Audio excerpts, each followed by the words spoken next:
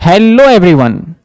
IP university के student का बड़े टाइम से था कि हमें इतनी सारी चीजें अच्छे से नहीं मिल पा रही हैं, तो मैं आप सभी आईपी यूनिवर्सिटी के बच्चों को बोलना चाहूंगा, आपके चैनल पे आपके यूनिवर्सिटी के हिसाब से, आपके चैप्टर के हिसाब से, आपके एग्जाम के वेटेज के हिसाब से सारी वीडियो डलेंगी। अब आपको इधर उधर जाने की जरूरत बिल्कुल भी नहीं है। हमारी लाइव ये जो YouTube पे हम बिल्कुल सिस्टमेटिक सारी वीडियो डालने जा रहे हैं, बस आप चैनल से जुड़े रहिए। अगर किसी स्टूडेंट को लगता है कि वो उसके हिसाब से नहीं है तो डेफिनेटली डिस्क्रिप्शन में जो भी व्हाट्सएप नंबर गिवन है वहां पे भेजिए, ताकि हम उसको एनालिसिस करके आपके सिलेबस को और बेहतर तरीके से आप तक डिलीवर कर पाए। दूसरी बात, ये क्लास मैं रिकॉर्ड करके डाल रहा हूं और रिकॉर्ड मैंने लाइव क्लास जो अभी लेटेस्ट लिया था उसके हिसाब से था। अगर किसी बच्चे को बीच में मैंने किसी वीडियो में बोल दिया हो, फॉर एग्जांपल यूपी के बच्चे हों या दिल्ली यूनिवर्सिटी के बच्चे हों, कुछ बातें मैंने डिस्कस किया हो कि आपके डीयू में या आपके यूपी यूनिवर्सिटी में, उन बातों को आप इग्नोर करिएगा कि प्योरली हमने सारी चीजों को देख के यहां पे सिलेबस अपलोड कर रहे हैं। अब आपको इससे फायदा जरूर मिलेगा, आपको कहीं इधर उधर जाने की जरूरत नहीं है। होपफुली आप इंजॉय करोगे क्लास को। चलिए अब आगे आप क्लास को स्टडी करिए। चलिए स्टार्ट करें। D Arora, audible Nikant. So very good evening to all of you. Very good evening. आज हाफ एन आवर थोड़ी डिले क्लास स्टार्ट हुई है। Good evening. बता दीजिए फटाफट, वॉइस क्लियर तो हम स्टार्ट करें आज का फर्स्ट सेशन और फर्स्ट चैप्टर। यस चलिए, आज का हमारा जो चैप्टर है, जैसे कि हमने लास्ट क्लास में एक इंट्रो वीडियो में देखा कि हम क्या पढ़ने वाले हैं, कैसे पढ़ने वाले हैं, तो हमारा एकदम ये जो सब्जेक्ट है ना, न्यू सब्जेक्ट है और इस सब्जेक्ट का नाम क्या है हमारा? कॉस्ट अकाउंटिंग या कॉस्ट अकाउंट कर लो। आज हम चैप्टर नंबर 1 आपकी किताब में जर्नल प्रिंसिपल के नाम से है।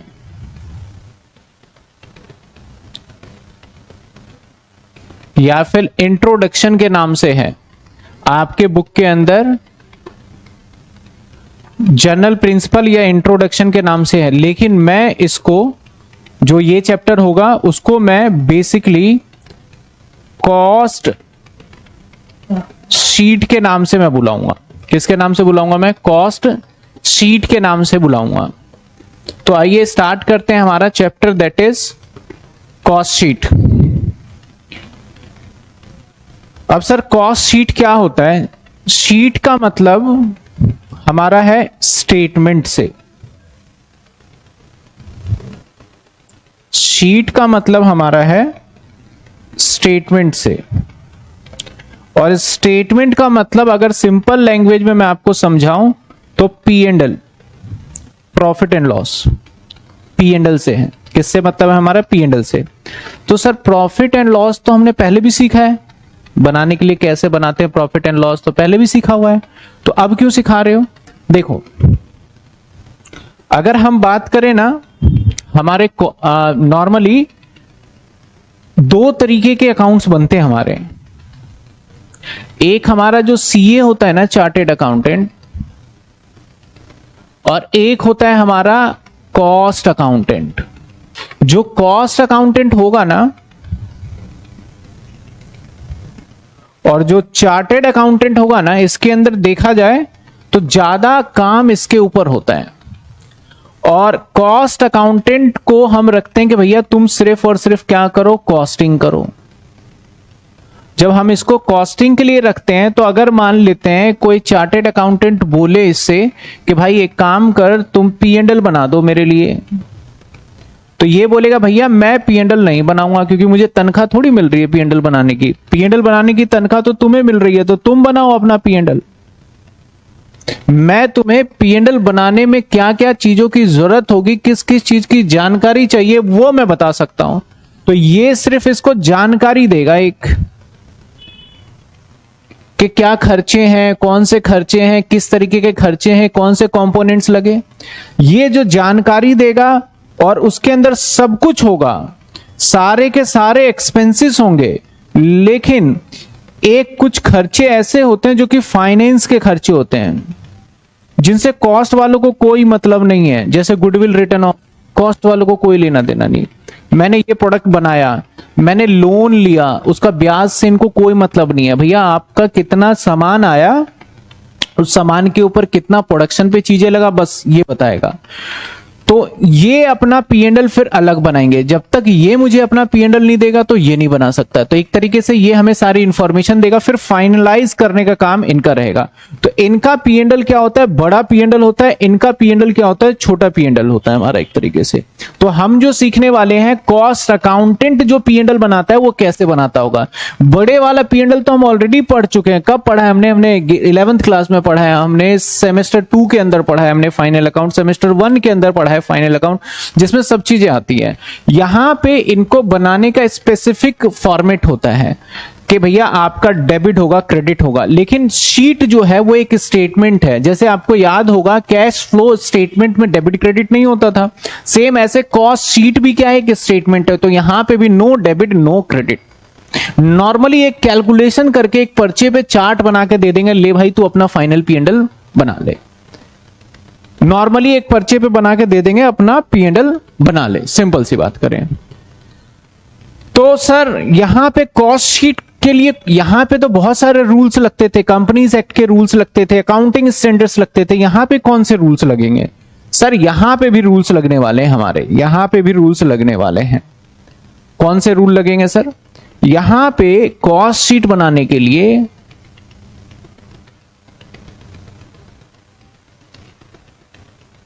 एक तो पहले ना कॉस्ट को हम इतना तवज्जो देते नहीं है।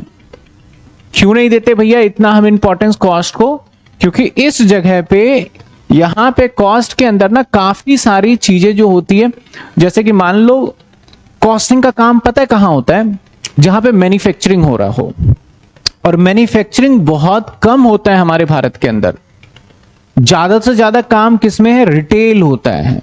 अब मैन्युफैक्चरिंग कम, जैसे मारुति कंपनी है, तो मारुति तो एक कंपनी, वो मैन्युफैक्चरिंग हो रहा है, तो वहां पे अकाउंटेंट की जरूरत होगी, कॉस्ट अकाउंटेंट की। लेकिन मान लेते हैं मारुति कंपनी को बेचने के लिए कितने शोरूम होंगे, तो उतने सारे शोरूम के लिए तो आप हर शोरूम अपना अलग अलग प्रॉफिट निकालेगा। तो वहां पे सीए की क्या होगी, ज्यादा जरूरत पड़ेगी, वहां पे सीए की ज्यादा जरूरत पड़ने वाली है। तो इस तरीके से देखा जाए तो जो हमारा पहले कॉस्ट शीट बनता था, तो एक कॉस्ट शीट बनाते थे सिंपल, कोई रेगुलेशन नहीं था। हम नॉर्मली एक पर्चे पे बना देते थे, ले भाई ऐसे ऐसे बात होगी, ये चीजें हैं, ये चीजें ले ले। लेकिन अब एक न्यू कॉस्ट शीट आ गया जिसको रूल के हिसाब से बनाना है। और रूल जैसे अकाउंट्स के अंदर अगर कोई भी कानून बनता है, कोई भी नियम बनता है, तो एज पर किसके बनता है सर, एज पर अकाउंट्स के अंदर अकाउंटिंग स्टैंडर्ड होता है। ऐसे यहां पे होता है हमारा कॉस्ट स्टैंडर्ड। ऐसा ही क्या होता है हमारा कॉस्ट स्टैंडर्ड। और कॉस्ट शीट को बनाने के लिए जो पुराना था, तो उस टाइम पे स्टैंडर्ड एज सच कोई फॉलो नहीं हो रहा था। तो अब हमें दो तरीके की कॉस्ट शीट सीखनी पड़ेगी। एक पुरानी वाली जो हम प्रायोरिटी ये एग्जाम में पूछा जाता है, नए वाला बहुत कम रेलेवेंटली एग्जाम में पूछा जाता है। तो पहले हम पुरानी वाली कॉस्ट शीट सीखेंगे, फिर नई वाली सीखेंगे। कहने का मतलब पुराने वाला प्रॉफिट एंड लॉस सीखेंगे और एक न्यू वाला प्रॉफिट एंड लॉस सीखेंगे। हुआ कुछ नहीं, बस खर्चे को थोड़ा उलट पुलट कर दिया गया है, खर्चे को थोड़ा सा इधर उधर कर दिया गया है। तो कॉस्ट शीट सर दो टाइप से सीखना है, ठीक है। अब हम खर्चे की बात करते हैं। अगर आपको याद हो तो हमारा एक बनता था फाइनेंस में, क्या बनता था सर, ट्रेडिंग अकाउंट बनता था, है ना। ट्रेडिंग अकाउंट में सारे कौन से खर्चे आते थे सर, डायरेक्ट एक्सपेंस आता था। डायरेक्ट एक्सपेंस में जैसे कैटेगराइज कर दिया, वेजेस हो गया हमारा, फैक्ट्री रेंट हो गया हमारा, या कैरेज इनवर्ड हो गया। इसके बाद एक P&L बनता था। इस P&L में सारे के सारे क्या आते थे, इनडायरेक्ट एक्सपेंस आते थे। इनडायरेक्ट एक्सपेंस में सैलरी आ गया आपका, और भी बहुत तरीके के खर्चे इसके अंदर आ गए। तो भाई मुद्दे की बात यह है कि इसका स्पेसिफिक फॉर्मेट था, तो क्या हमें कॉस्ट शीट में भी कोई ऐसा कुछ सीखना पड़ेगा? जी हां, सीखना पड़ेगा। हम सीख रहे हैं कॉस्टिंग। तो सर अगर मैं कॉस्टिंग की बात करूं तो कॉस्ट क्या होता है? आप ध्यान से समझिए, कॉस्ट क्या होगा? किसी भी चीज की कीमत जब आप करोगे ना, तो इस कॉस्टिंग के अंदर 3 तरीके के खर्चे इन्वॉल्व होते हैं। एक तो लगता है सबसे मेन, क्या लगता है? Main material. अब भैया मैं कैलकुलेटर बना रहा हूं, तो कैलकुलेटर के लिए मुझे प्लास्टिक चाहिए, इसके अंदर जो चिप लगा है वो चाहिए, मटेरियल हो गया। और मटेरियल के साथ साथ मुझे लगेगा इसको बनाने के लिए मजदूर, जिसको क्या बोलेंगे? लेबर। जिसके लिए क्या लगेगा हमें? लेबर। और जब लेबर और मजदूर होगा, जरूरी नहीं है मटेरियल से ही बन जाएगा, इसके अलावा भी बहुत सारे खर्चे होते हैं जो मटेरियल के अलावा होते हैं। जैसे बिजली का बिल हो गया, जब मैं फैक्ट्री में बनाऊंगा तो बिजली का बिल तो आएगा ही आएगा। वहां पे टेलीफोन का बिल हो गया, तो बड़े सारे होते हैं। तो जो उसके अलावा और भी खर्चे होते हैं, तो यहां पे बोला जाता है ओवरहेड, यानी ये खर्चे। अभी तक हम खर्चे को बोलते थे डायरेक्ट एक्सपेंस, इनडायरेक्ट एक्सपेंस। अब यहां पे कॉस्टिंग में खर्चे को हम किस नाम से जानेंगे? ओवरहेड के नाम से जानेंगे। तो यहां पे हमारे 3 कंपोनेंट्स हो गए। कौन से हो गए? एक मटेरियल हो गया, एक लेबर, लेबर का मतलब वही सैलरी, वेजेस, मजदूरी कह लो आप, और एक ये हो गया। लेबर का मतलब आपका हो गया, लेबर का मतलब हो गया सैलरी कह लो, या फिर वेजेस कह लो। अब मटेरियल भी यहां पे स्पेसिफिक, अब अगर इन तीनों को जोड़ देते हैं तो क्या बनता है हमारा? कॉस्ट। तीनों को जोड़ देंगे तो क्या बनेगा हमारा? कॉस्ट। ये हमें कॉस्ट इतने की पड़ गई, बनी है, अभी बिका नहीं है सामान, अभी मेरा बन गया। अब इसके बाद हम क्या करेंगे? इसमें कुछ और खर्चे जोड़ेंगे, जैसे एडवर्टीजमेंट वगैरह हो गया, यानी सेलिंग के खर्चे, कुछ और खर्चे होंगे ना। ये तो माल बन के तैयार हुआ, मेरा कैलकुलेटर था, प्लास्टिक एक कॉस्ट हो गया, जो लेबर इसको बना रहा था, असेंबल कर रहा था, वो कॉस्ट हो गया, और बिजली का बिल वगैरह बनने में लग रहा था, वो कॉस्ट हो गया। इसके बाद मैं इसको एडवर्टाइज करूंगा, इसको पैकिंग करूंगा, तो बड़े सारे और खर्चे हो जाएंगे। तो एक और खर्चा होता है जिसको हम बोलते हैं सेलिंग एंड डिस्ट्रीब्यूशन। मैं सारी बातें बताऊंगा।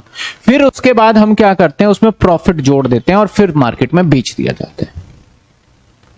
अब यहां पे मटेरियल की हम बात करें ना, तो बड़े मजे की बात है। मटेरियल 2 टाइप के होते हैं, एक डायरेक्ट मटेरियल है और एक इनडायरेक्ट मटेरियल है। मटेरियल की अगर मैं बात करूं तो मटेरियल भी यहां 2 टाइप के निकल जाते हैं, एक डायरेक्ट, एक इनडायरेक्ट। सर ये डायरेक्ट और इनडायरेक्ट कैसे समझते हैं?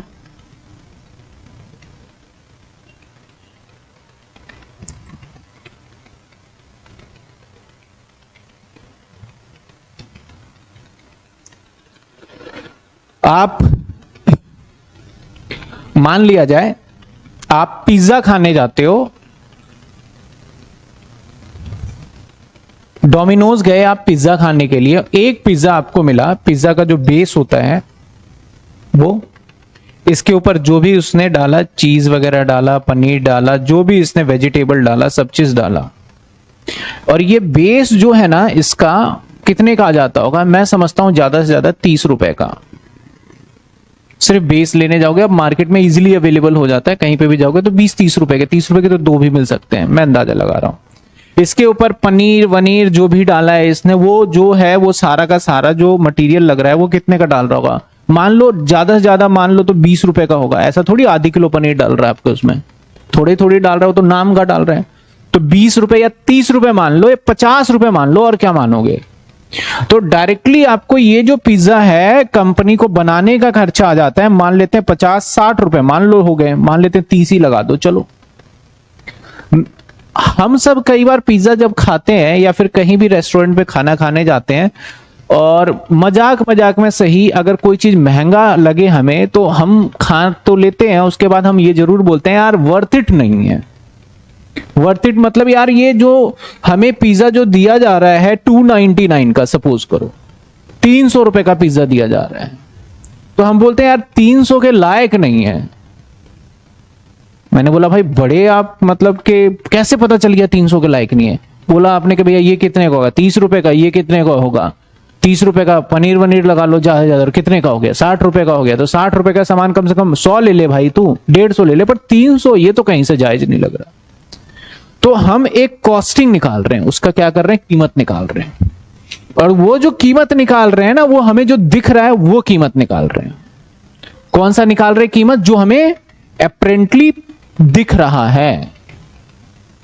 लेकिन आप कुछ कीमत भूल गए, इसकी पैकिंग आपने नहीं देखी। जो आपको पूरा एक रैपर में दिया या पूरा बॉक्स में दिया, वो तो आप जोड़ ही नहीं रहे। वो भी तो एक काइंड ऑफ मटेरियल है। आप वो नहीं देख रहे, तो केचप दिया आपको उसने। आप बहुत सारे ऐसे एक्सपेंसेस हैं जो कि आप देख ही नहीं रहे, और जो एक्सपेंसेस आप नहीं देख रहे, वो एक्सपेंस अगर नहीं होगा तो पिज्जा आपको मजा ही नहीं आएगा। हाथ में दे दे पिज्जा थोड़ी खा लोगे आप। तो वो खर्चे हम इग्नोर मार देते हैं। तो ऐसे खर्चे जो आपको सामने सीधा सीधा दिख रहा है, वो होता है डायरेक्ट मटेरियल। और जो खर्चे आप उसके पीछे हो रहा है और कहीं ना कहीं उसके बनने के बाद हो रहा है, वो कौन सा मटेरियल होगा? इनडायरेक्ट। अब मेरे पिज्जा वाले एग्जांपल में बेस हो गया और पनीर वनीर और ये सब्जी क्या हो गया, जो इसके वेजिटेबल डाला जा रहा है, डायरेक्ट मटेरियल हो गया। उसके बाद रैपर वैपर कर रहा है, उसके ऊपर थोड़ा केचप वगैरह दे रहा है, बॉक्स के अंदर पॉलिथीन में पैक करके दे रहा है, टिश्यू पेपर दे रहा है, ये भी काइंड ऑफ एक मटीरियल है। लेकिन ये कौन सा मटीरियल है? इनडायरेक्ट, जो कि इसके बनने से कोई ताल्लुक नहीं है। तो डायरेक्ट का मतलब क्या होता है? जो बन जाए। और इनडायरेक्ट का मतलब क्या होता है? जो नहीं बना। समझ रहे हो बात को? तो हमारे दो तरीके के मटेरियल हो जाते हैं। डायरेक्ट, डायरेक्ट मतलब अपरेंटली जो आपको दिख जाए। इनडायरेक्ट जो आपको दिख नहीं रहा लेकिन वो मटेरियल है।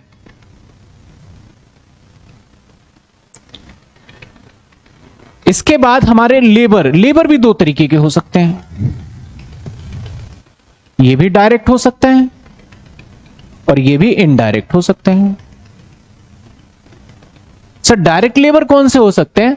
डायरेक्ट लेबर देखो वो हो सकते हैं जैसे कि जो पिज्जा बनाने के अंदर जो मेहनत कर रहा है, जो बना रहा है, वो डायरेक्ट है। और आपको जब एंट्री करते हो तो गार्ड आपको ऐसे ओपन करके देता है गेट, वो भी लेबर, उसको भी तनख्वाह दे रहे हैं, लेकिन उसका पिज्जा बनाने से कोई मतलब नहीं है।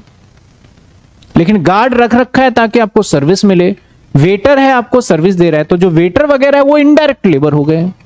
और जो पिज्जा मेनली बना रहा है, किसी प्रोडक्ट को बनाने में सबसे बड़ा हाथ जिसका है, वो डायरेक्ट लेबर में हो गए। तो लेबर भी दो तरीके के हो गए। इसके बाद खर्चे भी दो तरीके के होंगे, डायरेक्ट और इनडायरेक्ट। एक जिस ओवन में हमारा पिज्जा बन रहा है वहां भी बिजली का बिल जाता है, इलेक्ट्रिसिटी से। जिस ओवन में बन रहा है वहां पे इलेक्ट्रिसिटी बिल है, और एक जहां आप बैठे हो वहां पे इलेक्ट्रिसिटी बिल है। अब भैया अगर जहां बैठे हो वहां लाइट चली भी जाए तो फर्क नहीं पड़ता, लेकिन ओवन की लाइट चली गई तो पिज्जा नहीं मिलेगा आपको। तो अब ये जो ओवन वाले के पास हमारा इलेक्ट्रिसिटी जा रहा है वो डायरेक्ट हमारा ओवरहेड हो गया, और जो बाहर लाइटिंग वगैरह है वो कौन सा हो गया? इनडायरेक्ट। तो खर्चे को हमने जितने भी तीन कंपोनेंट्स में बांटे, ये तीनों कंपोनेंट्स आगे फर्दर बढ़ जाते हैं डायरेक्ट और इनडायरेक्ट के केस। किसमें बढ़ जाता है? डायरेक्ट और इनडायरेक्ट के केस। सर डायरेक्ट और इनडायरेक्ट के पार्ट में बच जाता है। इसके बाद हम सेलिंग करते हैं, वो भी बच जाता है। तो पहले सबसे पहले मोटा मोटा समझते हैं भैया, कॉस्ट क्या होता है हमारा? मटेरियल हो सकता है, लेबर हो सकता है, ओवरहेड हो सकता है। लेबर का मतलब हो गया हमारा जो मजदूरी कॉस्ट, मटेरियल का मतलब हो गया जो रॉ मटेरियल, और ओवरहेड का मतलब हो गया होने वाला खर्चा। आज के बाद मैं खर्चे को ओवरहेड ही बोलूंगा इस सब्जेक्ट के अंदर। समझ में आया यहां तक आपको? यहां तक किसी बच्चे को कोई डाउट है तो बताइए। यहां तक किसी स्टूडेंट को कोई डाउट है तो बताइए। यहां तक किसी बच्चों को डाउट नहीं? ठीक है, तो एक बार हम खर्चे के ऊपर नजर डालते हैं। सर अगर जो मैं खर्चे बता रहा हूं तो हमारे कॉस्ट के एलिमेंट है। एलिमेंट का मतलब भैया जो हमारे खर्चे होंगे, क्या क्या एलिमेंट हो सकते हैं? तीन हो सकता है। एक क्या हो सकता है? मतलब जो कॉस्ट बना तीन चीजों को मिला के बना है। एक क्या हो सकता है हमारा? लेबर हो सकता है। और एक क्या हो सकता है? एक्सपेंस, जिसको हमने क्या बोला भैया, यहां तो एक्सपेंस बोल रहे हैं, ये तीनों प्लस होगा। अब मटेरियल के अंदर दो बातें आ गई। कौन से मटेरियल? डायरेक्ट और इनडायरेक्ट। लेबर के अंदर भी दो बातें आ गई, डायरेक्ट और इनडायरेक्ट। एक्सपेंस में भी दो बातें आ गई, डायरेक्ट और इनडायरेक्ट। डायरेक्ट तो डायरेक्ट है, इनडायरेक्ट की भी कैटेगराइज हो गई है कि भैया ऑफिस में खर्चा कर रहे हो या फैक्ट्री में कर रहे हो। तो इनडायरेक्ट एक्सपेंस की देखा जाए तो इनडायरेक्ट एक्सपेंस की कैटेगरी देखो कितने बन गई। या तो फैक्ट्री में खर्चा कर रहे होगे, या फिर ऑफिस में हो रहा होगा, या सेल्स करते टाइम पे हो रहा होगा, सेलिंग एंड डिस्ट्रीब्यूशन में। जो मेरा पिज्जा है उसका जो रॉ मटेरियल बना, हमारा जो पिज्जा का बेस था और उसके ऊपर चीज डाला गया, वो डायरेक्ट था। उसके ऊपर जो हमने बनाया, उसको रैपर में पैक किया, वो जो हमारा मटेरियल रखा रैपर में पैक करने के बाद, या फिर उसके ऊपर केचप डाला, वो इनडायरेक्ट मटेरियल हो गया। अब इनडायरेक्ट मटेरियल कहां हो रहा है? ये फैक्ट्री के अंदर पैक हो रहा है, तो फैक्ट्री का हो गया इनडायरेक्ट मटेरियल। अगर फैक्ट्री से बनने के बाद एक डबल पैकिंग आपने कर दी ऑफिस के अंदर ले जाके, तो वो ऑफिस का होगा। और आप सेलिंग एंड डिस्ट्रीब्यूशन करते टाइम पे कर रहे हो, जब बेच रहे हो, जैसे कि कई बार हम कोई सामान ऑर्डर करते हैं ना, तो हम बेचते टाइम पे बोलते हैं भैया प्लेट एक्स्ट्रा डाल देना, तो सेलिंग के टाइम पे प्लेट एक्स्ट्रा डाला जा रहा है, या केचप एक्स्ट्रा डाल देना, टिश्यू एक्स्ट्रा डाल देना, तो वो कहां पे खर्चा हो गया हमारा? तो टिश्यू, केचप, ये सब क्या है? ये मटेरियल ही तो है। तो ये हो गए। तो यानी इनडायरेक्ट मटेरियल के 3 कैटेगरी हो सकता है फैक्ट्री में हो, ऑफिस में हो, लेकिन डायरेक्ट तो भैया डायरेक्ट है, इसका कोई कैटेगरी नहीं है। ऐसे ही हम लेबर की बात करें इनडायरेक्ट की, तो ये भी हो सकता है कहां कहां पे? या तो हो सकता है फैक्ट्री में, या हो सकता है ऑफिस में, या हो सकता है सेल्स करते टाइम पे। सेल्स करते टाइम पे डिलीवरी मैन, उसको भी तनख्वाह दे रहे हैं, सेलिंग एंड डिस्ट्रीब्यूशन के टाइम पे होगा। ऑफिस के अंदर भैया जो आपके ऑफिस में फोन करके ऑर्डर वगैरह ले रहा है। इसके बाद फैक्ट्री में जो कि मेन डायरेक्ट, मतलब कि फैक्ट्री के अंदर बैठ के ही काम कर रहा है। एक तो हो गया जो बिल्कुल पिज्जा बना ही रहा है, वो तो डायरेक्ट में आ गया। इनडायरेक्ट के अंदर पिज्जा बनाने के साथ साथ हेल्पिंग कर रहा है, वो इनडायरेक्ट में आ गया। और फैक्ट्री के अंदर ऐसे एक्सपेंस की बात करें तो एक्सपेंस भी हमारे डायरेक्ट है, डायरेक्ट तो भैया डायरेक्ट है। इनडायरेक्ट के अंदर कितने पार्ट आ गए फिर से? कहां कहां हो सकता है हमारा? फैक्ट्री में हो सकता है खर्चा, और कहां हो सकता है? फैक्ट्री की बिजली की बिल, ऑफिस के बिजली का बिल, और सेलिंग एंड डिस्ट्रीब्यूशन में जो डिलीवरी व्हीकल के अंदर पेट्रोल डाला जा रहा है, वो मान लो वो खर्चे। तो हमने खर्चे को इस कैटेगरी में बांट दिया। हम इसको और डिटेल में पढ़ेंगे। पहले बताइए, ये थोड़ा सा मैंने बताया, बस हिंट दिया है। क्या ये बात आपको समझ में आई कि भैया डायरेक्ट इनडायरेक्ट का क्या पंगा पड़ रहा है? समझ में आया आपको? यहां तक क्लियर है सभी को? बताइए। आज की क्लास थोड़ी सी मैं शॉर्ट रखूंगा, और इवन दो मैं एक क्लास कल भी ऑर्गेनाइज करूंगा, ठीक है ना? किस टाइम पे करूंगा? कल मैं ऑर्गेनाइज करना चाहता हूं मैं 6 से 7। यस, क्लियर है। एक क्लास मैं इसको शॉर्ट रख रहा हूं क्योंकि थोड़ा सा दिक्कत है अभी, तो मैं कल आपकी क्लास रख देता हूं। जितने बच्चे लाइव हैं, कल है MWF, है ना? तो एक तो 5 से 6 क्लास है मेरी, 6 से 7 है, 7 से 8 है, 7 to 8 कर देता हूं कल एक क्लास, ठीक है? कल एक क्लास मुझे जल्दी छोड़ना पड़ रहा है, मैं खुद ही ये बीच में ही एक तरीके से कल 7 to 8 में कंटिन्यू क्लास करूंगा। ओके सर, एक बार एक्सपेंस वाला इनडायरेक्ट बता दीजिए। एक्सपेंस इनडायरेक्ट कैसे होगा? बिजली का बिल फैक्ट्री के अंदर हो रहा है बिल्कुल, तो डायरेक्ट एक्सपेंस हो गया। इनडायरेक्ट एक्सपेंस के अंदर फैक्ट्री के बाहर लाइट जल रही है, वो इनडायरेक्ट हो गया ना। एक देखो, जैसे मैं पिज्जा बना रहा हूं, मशीन के अंदर मैं पिज्जा बना रहा हूं, यहां बिजली का बिल लग रहा है, तो ये डायरेक्ट हो गया। अब पिज्जा तो बन गया, पिज्जा बनाने के बाहर ट्यूबलाइट लग रहा है फैक्ट्री के अंदर, तो उससे पिज्जा का मतलब नहीं है, तो वो इनडायरेक्ट में चला गया, लेकिन फैक्ट्री के अंदर हो रहा है वो खर्चा। उसके बाद क्या हो गया? ऑफिस के अंदर मैंने एक शोरूम भी बना रखा है, वहां पे लाइट वगैरह है, वो भी तो खर्चा ही है, तो वो कहां खर्चा हो रहा है हमारा?